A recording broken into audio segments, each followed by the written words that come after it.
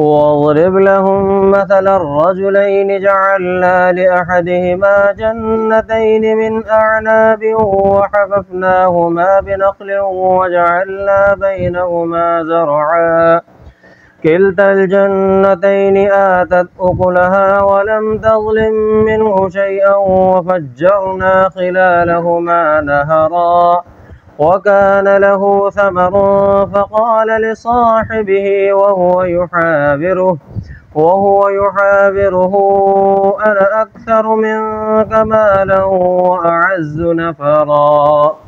ودخل جنته وهو ظالم لنفسه قال ما أظن أن تبيد هذه أبدا وما أظن الساعة قائمة ولئن رددت إلى ربي لأجدن خيرا منها منقلبا قال له صاحبه وهو يحاوره أكفرت بالذي خلقك من تراب ثم من نطفة ثم سواك رجلا لكن هو الله ربي ولا أشرك بربي أحدا ولولا إذ دخلت جنتك قلت ما شاء الله لا قوة إلا بالله إن ترني أنا أقل منك مالا وولدا فعسى ربي أن يؤتيني خيرا من جنتك ويرسل عليها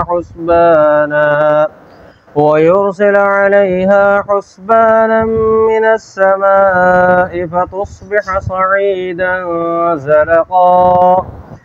أو يصبح ماؤها غورا فلن تستطيع له طلبا وأحيط بثمره فأصبح يقلب كفيه على ما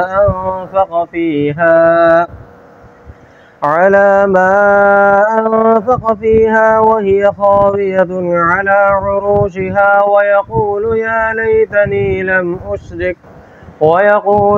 ليتني لم أشرك بربي أحدا ولم تكن له فئة ينصرونه من دون الله وما كان منتصرا هنالك الولاية لله الحق هو خير ثوابا وخير عقبا.